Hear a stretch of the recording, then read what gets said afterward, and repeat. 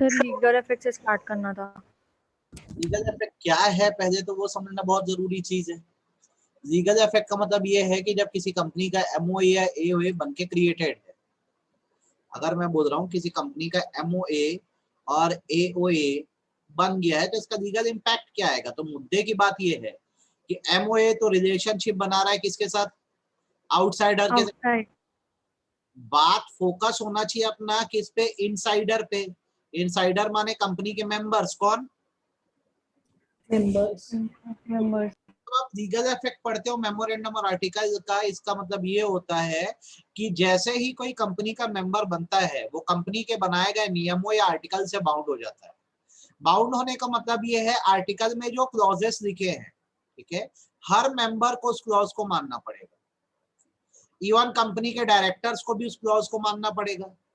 अगर कोई मेंबर नहीं मानेगा तो दूसरा मेंबर उस क्लॉज को मनवाएगा, ठीक है। और लास्टली आउटसाइडर से कोई मतलब नहीं है, क्योंकि आर्टिकल सिर्फ इंटरनल रेगुलेशन के लिए। तो मैं जो बात आपको बोलना चाह रहा हूँ वो ये है कि टॉपिक तो ये दिया होता है कि आपको लीगल इफेक्ट पता होना चाहिए मेमोरेंडम आर्टिकल का, लेकिन एक्चुअल में आपको फोकस रखना होता है कि आर्टिकल ऑफ एसोसिएशन बनाने से लीगल इफेक्ट क्या आता है। तो लीगल इफेक्ट ये आता है कि एक बाइंडिंग रिलेशन बनाता है आर्टिकल कंपनी के मेंबर्स के बीच, मेंबर और कंपनी के बीच। बात समझ आई कि नहीं आई। बाउंडिंग रिलेशन एक्चुअल रिलेशन बनाता है मेंबर्स और कंपनी के बीच। सिमिलरली कंपनी और मेंबर्स के बीच भी रिलेशन बनता है। रिलेशन क्या है अभी सिखा रहा हूं। एक मेंबर का दूसरे मेंबर से रिलेशन बना के देता है, और आर्टिकल्स को आउटसाइडर से कोई मतलब नहीं है, तो आर्टिकल्स से कंपनी का और आउटसाइडर का कोई रिलेशन नहीं क्रिएट होता, नो रिलेशन। अब आपको एकदम चकरा गए होगे, समझ नहीं आ रहा होगा, तो बहुत आसान भाषा में बोल रहा हूँ। मेमोरेंडम बॉडी है, आउटसाइडर से रिलेशन बनाने के काम आती है, बस इतना सुने और भूल गए। लेकिन जब आप आर्टिकल्स की बात करते हो और जब आप कंपनी से जुड़े हो तो आर्टिकल में जो लिखा है आपको मानना पड़ेगा। मानने का मतलब है कि all the members are bound to the company. Bound to the company का मतलब बेसिकली ये होता है कि जो बातें आर्टिकल में लिखी हुई है, मेंबर की जिम्मेदारी है कि वो उन बातों को फॉलो करे और उनसे अगेंस्ट नहीं जा सकता। बात समझ आई कि नहीं आई। Yes sir. अब इसमें ना ये केस स्टडी भी है और यही आपका एग्जांपल भी है। कंपनी के आर्टिकल ऑफ एसोसिएशन में ये लिखा हुआ है कि अगर कोई मेंबर बैंकरप्ट होता है, क्या होता है, बैंकरप्ट, तो उसके शेयर से जब बेचे जाएंगे तो उसका प्राइस डायरेक्टर फिक्स करेगा। कौन फिक्स करेगा, डायरेक्टर। कंपनी मेंबर हूं तो मुझे ये बात माननी चाहिए कि नहीं माननी चाहिए कि अगर मैं बैंकरप्ट हो गया तो मेरे शेयर बेचे जाएंगे तो प्राइस कौन डिसाइड करेगा, डायरेक्टर्स। डायरेक्टर। अब मैं मान लो शेयर होल्डर हूं, मैं बैंकरप्ट हो गया, ठीक। अब मेरे ट्रस्टी जो है वो शेयर बेचना चाहते हैं और बोलते हैं प्राइस हम डिसाइड करेंगे, डायरेक्टर कुछ नहीं कर सकता इसमें। तो बताओ यहाँ पे ट्रस्टी लोग सही है कि गलत है। गलत। गलत। जो आर्टिकल में लिखा है वो बात माननी पड़ेगी, क्योंकि मेंबर जो है वो आर्टिकल से बाउंड है। बात समझ आई कि नहीं आई। तो इसे बोलते हैं member bound to the company. कितना क्लियर है। क्लियर है सर। दूसरा होता है company bound to the member. इसका मतलब ये होता है कि अगर आर्टिकल में कोई नियम लिखा हुआ है तो कंपनी के डायरेक्टर्स को भी वो नियम मानना पड़ेगा। ऊपर हम क्या पढ़ रहे हैं, मेंबर को नियम मानना पड़ेगा, कंपनी मनवाएगी। दूसरा कंपनी को मानना पड़ेगा, नहीं मानेगी तो मेंबर्स मनवाएंगे। जैसे एग्जांपल के तौर पे ये लिखा हुआ है कि कल को अगर शेयर कैपिटल इशू करना है, क्या इशू करना है, शेयर कैपिटल इशू करना है, तो इसके लिए शेयर होल्डर अप्रूवल लगेगी। क्या लगेगी, शेयर होल्डर अप्रूवल। किसमें लिखा हुआ है, आर्टिकल में लिखा हुआ है। किसमें लिखा है, आर्टिकल। आर्टिकल में। तो अब कंपनी जैसे शेयर इशू करना चाहती है तो वो मेंबर्स से बाउंड है। मतलब ये है कि बोर्ड ऑफ डायरेक्टर के खाली बोलने से नहीं होगा, उनको किससे परमिशन देनी होगी, शेयर होल्डर। तभी जाके इशू सक्सेसफुल होगा, वरना नहीं होगा। आपको मेरी बात समझ आ रही है कि सिर के ऊपर से गई दोनों बातें। जब आर्टिकल के रूल बन जाते हैं तो मेंबर्स को कंपनी के नियम मानना है और कंपनी को मेंबर्स के बिहाफ में जो नियम है वो मानने पड़ेंगे। अच्छे से बात समझ आई। Yes sir. अगर कोई डाउट। तीसरा होता है मेंबर बाउंड टू मेंबर। जब आर्टिकल में कोई बात लिखी है तो हर मेंबर को उस बात को मानना है, अगर वो नहीं मान रहा है तो दूसरे मेंबर्स उससे वो बात मनवाएंगे। क्या करेंगे, क्या करेंगे, मनवाएंगे। जैसे आर्टिकल में, सबका एग्जांपल भी समझो। आर्टिकल में लिखा है कि यदि एक मेंबर को अपने शेयर बेचने हैं तो वो दूसरे मेंबर को बेचेगा। किसको बेचेगा? दूसरे मेंबर। अब एक पर्टिकुलर मेंबर है जो बोलता है कि मैं शेयर आउटसाइड बेचूंगा, तो उसको बाकी मेंबर्स मजबूर कर सकते हैं कि नहीं कर सकते, ये बताओ कि तो हमको ही बेच। आर्टिकल में लिखी है ये बात। Yes sir. तो आपको ये तीनों रिलेशन समझ आए कि नहीं आए? Members are bound to the company. Company के आर्टिकल में जो लिखा है मेंबर्स मानेंगे। Company is bound to the member. Article की लिखी बात तो कंपनी के डायरेक्टर्स को भी माननी होती है। नहीं मानोगे तो मेंबर मजबूर करके मनवाएंगे। Members are bound to the member. हर मेंबर को आर्टिकल की बात माननी है। नहीं मानोगे तो दूसरा मेंबर आपसे मनवा देगा। कोई दिक्कत? नहीं सर। नहीं सर। चौथी बात होती है company is not bound to the outsider. देखो आर्टिकल जो होता है इंटरनल रेगुलेशन के लिए होता है और आउटसाइडर इससे बाइंडेड नहीं है। मतलब आर्टिकल में लिखी बात का आउटसाइडर पे कोई इम्पैक्ट नहीं जाता है। एक आउटसाइडर का मतलब वो होता है पर्सन जो कंपनी का मेंबर नहीं है। क्या नहीं है? मेंबर नहीं है कंपनी का। का मतलब है जिसका नाम किसमें ना लिखा हो, register of. Register of members. अगर मेंबर के रजिस्टर में नाम नहीं लिखा है तो आप आर्टिकल की कंडीशन से बाउंड नहीं हो। मेरी बात क्लियर है कि नहीं है, ये बताओ। बात समझ आए कि नहीं, हाँ या ना? हाँ सर। एग्जाम्पल दे दो ताकि समझ आ जाए। जब एक कंपनी और मैं उसमें मेंबर बना तो कंपनी और मेरे बीच रिलेशनशिप है कि नहीं है, ये बताओ। हाँ। Yes sir. मुझे कभी भी कंपनी से निकाला जा सकता है क्या? नहीं। जब नहीं। लेकिन अगर एक कंपनी है और उसमें मैं लॉयर हूँ तो मैं मेंबर हूँ कि आउटसाइडर हूँ? आउटसाइडर। मेरी सर्विस को कभी भी टर्मिनेट कर सकते हो कि नहीं कर सकते? यस हाँ। सर। बात कितनी क्लियर है ये बताओ। हाँ अच्छे से सर। आया कि नहीं आया सारी बातें? लीगल रिलेशन लिखने आएगा तो कर पाओगे कि नहीं? Members are bound to the company, company are bound to the members, member are bound to each other, company is not bound to outsider. ये रिलेशन है। भूलोगे तो नहीं, ध्यान रहेगा। बन जाएगा ये। हाँ सर। हाँ सर। यहाँ पे पूरा मेमोरेंडम आर्टिकल कंप्लीट हो गया। अब आते हैं पांचवें हिस्से पे हम लोग। मेमोरेंडम आर्टिकल को अल्टर कैसे किया जाता है। आपको ये बात याद रखनी है, मेमोरेंडम के क्लॉजेस भी अल्टर होते हैं, आर्टिकल के क्लॉजेस भी अल्टर होते हैं। मेमोरेंडम में आप जानते हो कितने क्लॉज होते हैं, कौन कौन से होते हैं? नेम और name, object, object, situation. Liability, capital और situation. Situation, object, liability, liability और capital. Subscription. Subscription clause. Subscription. इतने क्लॉज होते हैं, मानते हो बात को?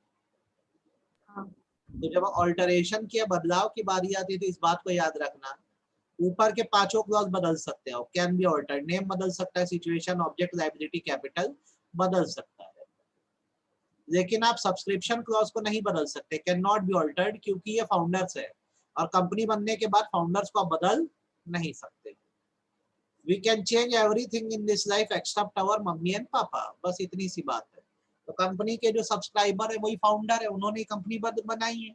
आप उनको नहीं बदल सकते, बाकी आप सबको बदल सकते हो। मेरी बात समझ आई कि सिर के ऊपर से गई?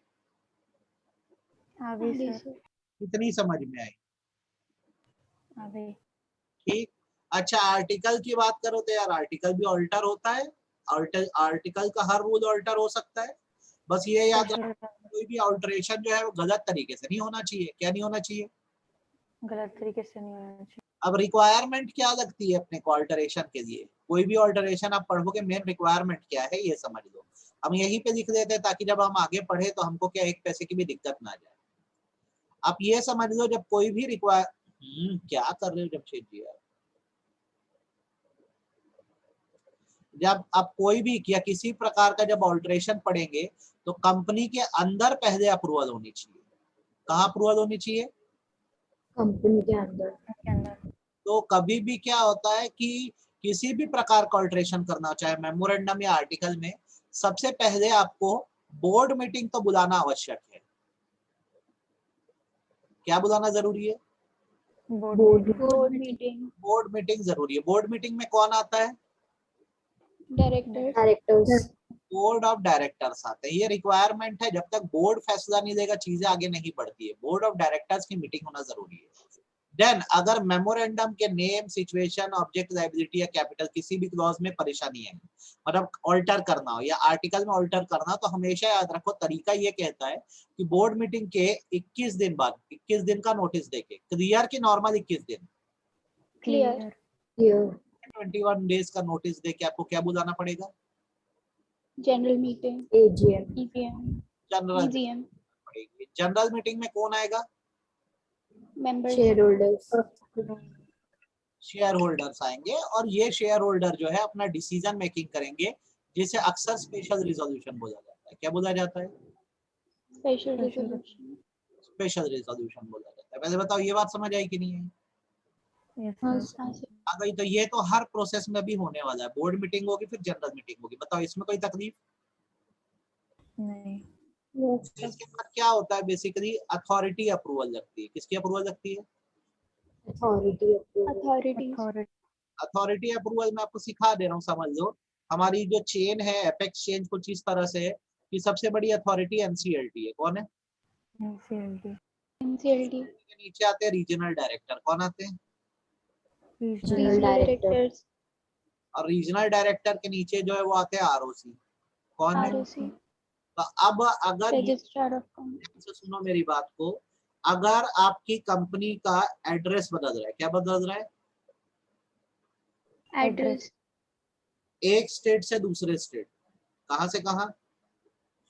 एक स्टेट से दूसरे स्टेट, दूसरे स्टेट, तो आपको एनसीएलटी की परमिशन लगेगी। सिर्फ एक ही जगह एनसीएलटी का काम आएगा, जब आपकी कंपनी का राज्य बदलेगा, आप एक स्टेट से दूसरे स्टेट जाओगे। बात समझ आ गई कि कंफ्यूजन हुआ? आगे हाँ, सर, sir. रीजनल डायरेक्टर का काम आपको एक दो जो जगह पड़ेगा, जैसे कि जैसे आप नाम बदलोगे कंपनी का, क्या बदलोगे? नाम, या फिर आप सिटी बदलोगे, क्या बदलोगे? City. सिटी एंड आरओसी दोनों चीज एक साथ बदलेगी। क्या क्या बदलेगी? सिटी भी बदलेगा, Change of name, city and ROC. ठीक है। तो यहाँ पर रीजनल डायरेक्टर की परमिशन लगेगी, बाकी इसका और कहीं आपको अभी काम दिखेगा नहीं। और एवरी टाइम हर तरह के ऑल्टरेशन में आपको किससे अप्रूवल देनी होगी? ROC. ROC. तो अपने को मेन फोकस किस पे रखना है? ROC. ROC. ROC, regional director पे अपन कब जा रहे हैं?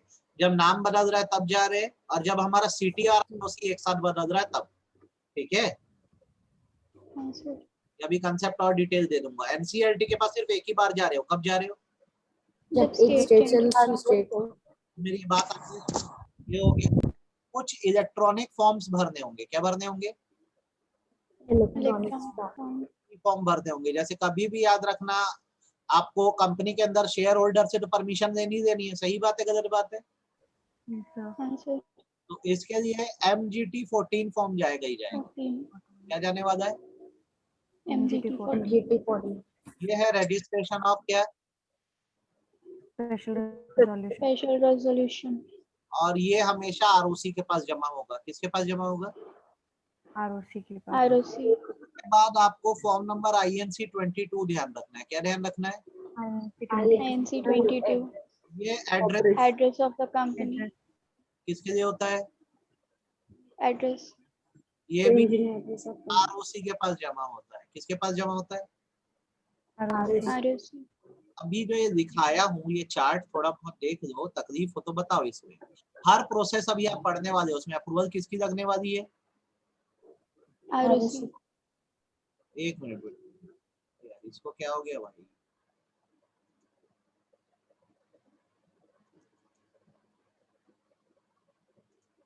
ये क्या चालू हुआ? ग्रूव म्यूजिक क्यों चालू हुआ? अच्छा, अब बताओ। देखो, कंपनी के अंदर बोर्ड मीटिंग, जनरल मीटिंग तो होनी है। जब भी जनरल मीटिंग होगी कौन सा रिजोल्यूशन पास होगा? Special resolution. होगा, आपको कौन सा फॉर्म भरना पड़ेगा? MGT 14. दिमाग में बिठा लिए। एड्रेस के लिए हमेशा क्या भरोगे? INC 22. मेनली अप्रूवल हर बार आरओसी से देना है। कई बार आप ऊपर भी जाओगे, नाम बदलने, सिटी बदलने रीजनल डायरेक्टर, स्टेट बदलने NCLT। NCLT. इसके आगे तो फोटो खींच लो, स्क्रीनशॉट दे दो। बात समझ आ गई क्या? हाँ, sir. हाँ, sir. इसको बदलना सीखो, एक एक करके आते हैं। सबसे पहली बात करते हैं हम लोग किसकी? नेम क्लॉज की। किसकी बात करते हैं? Name clause. Name clause. clause. ठीक है, ध्यान से सुन लो। नेम क्लॉज को बदलने के लिए आपको स्पेशल रिजोल्यूशन लगता है। क्या लगता है? Special resolution. Commission. तो सेंट्रल गवर्नमेंट की अप्रूवल लगती है, पर ये याद रखना सेंट्रल गवर्नमेंट ने अपनी पावर रीजनल डायरेक्टर को दे दी है। किसको दे दी है? Regional director. ठीक है, आपको सेंट्रल गवर्नमेंट की अप्रूवल तब नहीं लगेगी जब आपके नेम में सिर्फ इतना हो रहा है कि आप प्राइवेट वर्ड हटा रहे हो। क्या हटा रहे हो? जो Private. private ठीक है, तो आपको बेसिकली सेंट्रल गवर्नमेंट अप्रूवल नहीं लगेगी। मतलब आप अगर अपनी कंपनी को प्राइवेट कंपनी से पब्लिक कंपनी में कन्वर्ट करते हो तो सेंट्रल गवर्नमेंट अप्रूवल नहीं लगेगी। मेरी बात समझ आई कि नहीं आई? Yes sir. किस सिर के ऊपर से गया ये बताओ। जैसे अभी company Nandini education private limited, ठीक है। अब कंपनी का नाम चेंज करके अपने को करना है अंकिता एजुकेशन प्राइवेट लिमिटेड। तो इस काम को करने के लिए आपको सेंट्रल गवर्नमेंट की अप्रूवल देनी होगी। किसकी अप्रूवल देनी होगी? Central government. सेंट्रल गवर्नमेंट ने अपनी पावर किसको देके रख दी है? RD. RD. अच्छा, अब नंदनी ये बोलती है कि मेरा तो बस ये हो रहा है कि मेरी कंपनी का नाम है नंदनी एजुकेशन प्राइवेट लिमिटेड। मैं नाम नहीं बदल रही हूँ, मैं कन्वर्जन करा रही हूँ। मतलब नंदनी कन्वर्जन करा रही है, वो नंदनी एजुकेशन प्राइवेट लिमिटेड से नंदनी एजुकेशन लिमिटेड हो रही है। तो क्या वर्ड डिलीट हुआ? Private. इसके लिए अप्रूवल इज नॉट रिक्वायर्ड। बात समझ आई? हाँ सर। कितनी समझ में आई? आ गई सर। अच्छे से आ गई की तकलीफ है? अच्छे से। तो जब भी आप नाम चेंज कराओगे याद रखना जो ROC है हमारा, वो आपको नया सर्टिफिकेट देगा नेम चेंज का, और उसमें ओल्ड नेम भी लिखा होगा और न्यू नेम भी लिखा होगा। बात ध्यान रहेगी? Yes sir. हाँ सर। जब आप नेम चेंज कराने जा रहे हो तो कुछ बातें ध्यान रखो। अगर आपने पिछले सालों में एनुअल रिटर्न या फाइनेंशियल स्टेटमेंट जमा नहीं किया है, या अपना डिपॉजिट या डिबेंचर का पैसा रीपे नहीं किया है, तो आप नेम चेंज नहीं कर सकते। क्या नहीं कर सकते? Name change नहीं कर कि सकते। आपका मनी ड्यू है, आउटस्टैंडिंग है, तो जब तक वो क्लियर नहीं होगा आप नेम चेंज नहीं कर पाओगे। ईमानदारी से बताओ कितना क्लैरिटी है? क्लियर है सर। बात समझ आई? किसके ऊपर से गई? Clear है। डाउट आ रहा है क्या? नहीं सर। यहाँ तक नेम क्लॉज के ऑल्टरेशन की बातें समझ में आई कि नहीं है? हाँ या ना? हाँ सर आ गई। आ गई। अब देखो नाम बदलना है, तो मैंने बोला पहले कंपनी के अंदर मामला, मतलब कभी भी कोई भी बड़ा फैसला होता है तो परिवार के अंदर दिया जाता है, फिर बाहर बताया जाता है। तो कंपनी हमारी फैमिली है, फैमिली को चलाते डायरेक्टर है। कौन चलाते हैं? Board of director. बदलने के बारे में सोचना है ना, तो पहले बोर्ड मीटिंग बुलाएंगे। क्या बुलाएंगे? Board meeting. स्टार बना देते हैं। 2 बोर्ड मीटिंग लगेगी। कितनी बोर्ड मीटिंग? दो। 2 बोर्ड मीटिंग लगेगी, ठीक है। और 1 जनरल मीटिंग लगेगी। क्या लगेगी? एक जनरल मीटिंग। मेरी बात को, आप सब और मैं सब कंपनी के डायरेक्टर हैं। क्या है? डायरेक्टर। हमको लगा कंपनी का नाम बदलना चाहिए, तो हमने बोर्ड मीटिंग बुलाई और उस पर आपस में डिस्कशन कर दिया कि नाम बदलना है। क्या बदलना है? नाम बदलना। रिजोल्यूशन पास कर दिया अपन, ऑर्डिनरी। कोई दिक्कत है? नहीं। अब उसके बाद आप याद रखो, रिजोल्यूशन में हमेशा एक पर्सन को ऑथराइज किया जाता है कि जो नेसेसरी वर्क है वो पर्सन करेगा। सही बात है? हाँ सर। तो आप एक CS या डायरेक्टर को ऑथराइज कर दिया कि तुम एक काम करो, जाओ अप्लाई करो रन फैसिलिटी में और कंपनी का नाम बदल दो। आपको मैंने बताया है कि नए नाम के लिए स्पाइस प्लस यूज हो रहा है और नेम चेंज के लिए आज भी क्या यूज हो रहा है? 1000 रुपए भरो और देखो नाम चेंज हो पाएगा कि नहीं हो पाएगा। बताओ कोई दिक्कत है? नहीं सर। बात समझ आई कि नहीं है? हाँ सर। अच्छा, नीचे अटैचमेंट आपको देखने की जरूरत नहीं है। हो गया? 2 स्टेप क्लियर है? पहले बोर्ड मीटिंग हुई है, अब आपने उसके बाद क्या किया? एक नया नाम ढूंढ लिया। ये हो गया। अब आपको ROC से अप्रूवल लेटर मिल जाएगा कि आपको नया नाम मिल सकता है। क्या आपने नाम बदल दिया अभी? क्या आपने बदल दिया? नहीं सर। सिर्फ एक प्रोबेबिलिटी मिल गई है कि आप नया नाम रख सकते हो। ठीक, अब फिर एक और बोर्ड मीटिंग बुलाओ। क्या बुलाओ? नया नाम मिलने के बाद एक बोर्ड मीटिंग बुलाओ जिसमें ये डिस्कशन करो कि आपको न्यू नेम मिल चुका है। क्या मिल चुका है? न्यू नेम मिल चुका है। New name. खुद से फैसला नहीं ले सकते तो डेट टाइम डिसाइड करेगा किसका, ईजीएम का। किसका? ईजीएम का। ईजीएम माने क्या? एक्स्ट्राऑर्डिनरी जनरल मीटिंग का। नोटिस को अप्रूव करेंगे और एक डायरेक्टर या सीएस को ऑथराइज करेंगे कि सारे शेयर होल्डरों को नोटिस भेज दें। ईमानदारी से बोलो, बात समझ आई कि सिर के ऊपर से? यस आ गई सर। भाई पहली बोर्ड मीटिंग बुला के बातचीत कर दिया, नाम बदलना है। स्टेप 2 आपने क्या किया?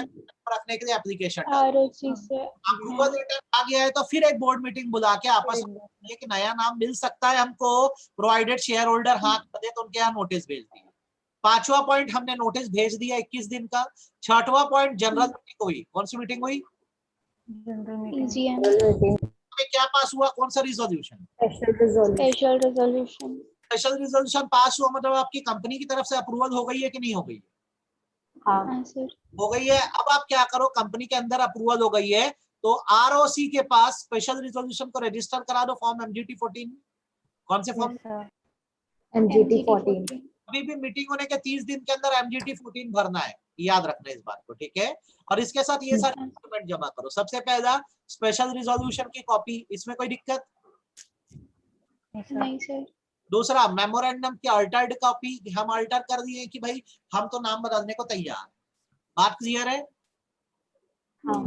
आर्टिकल में भी नेम लिखा होता है तो अल्टर्ड आर्टिकल की कॉपी, ये चीज जमा कर दो। हो गया? हाँ सर। अच्छे समझ आया कि आधा अधूरा समझ आया? आ गया। कोई डाउट है क्या?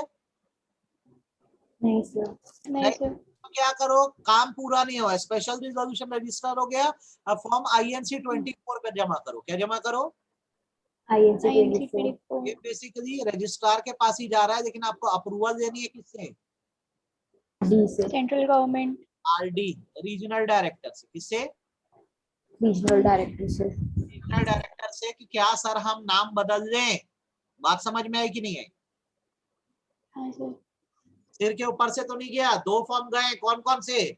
स्पेशल रिजोल्यूशन के लिए MGT 14 के लिए INC 24। किससे अप्रूवल दे रहे? 24 RDC रीजनल डायरेक्टर। अच्छे से क्लियर है। मान लो अप्रूवल मिल गई, बहुत बढ़िया, तो आपको एक नया सर्टिफिकेट ऑफ इनकॉर्पोरेशन मिल जाएगा। फॉर्म का नाम मत याद रखना, नया सर्टिफिकेट ऑफ इनकॉर्पोरेशन मिल जाएगा जिसमें आपकी कंपनी का न्यू नेम लिखा होगा। बोलो कितना क्लियर है? Yes sir. प्रोसेस है, बिना देखे बोलो प्रोसेस कहाँ से शुरू हुआ था, क्या हुआ था सबसे पहला? Convey and conduct board meeting, उसके बाद एक सीएस को ऑथराइज करना है, न्यू फिर रन फैसिलिटीज में अवेलेबिलिटी ऑफ न्यू नेम देखना है। फिर जब वो फिर आरओसी के पास अपन सब अप्रूवल के लिए देखेंगे कि हम रख सकते हैं क्या नेम।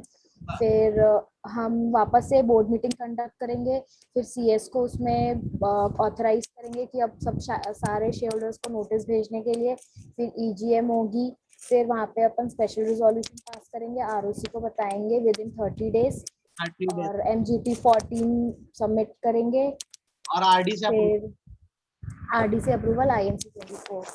कितना समझ आया कि नहीं आया? हाँ सर, आ गया। आ गया सर। ये कंपनी का नाम बदल गया। क्या बदल गया? नाम बदल गया। कुछ एडिशनल फॉर्मेलिटी आपको लगे तो पूरा कर दो, नई सील बनवा दो, ये सब एडिशनल वर्क है। क्या है? एडिशनल आंसर को बढ़ाने के काम आता है। क्या करने के काम आता है? आंसर को बढ़ाने के बाद लाना तो नई स्टैम्प सील बनवा लो। दूसरा, नए नाम को अपने सारे साइन बोर्ड होर्डिंग बोर्डिंग में लगा दो। रजिस्टर हर जगह नाम को बदल के अब क्या कर दो, नया नाम कर दो।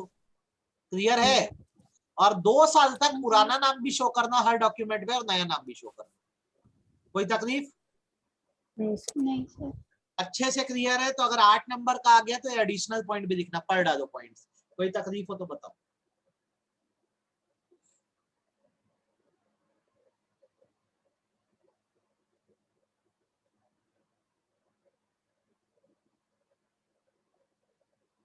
कोई बात ना समझ आए, कोई तकलीफ हो तो मुझे बताओ, सर ये बात नहीं समझ आई।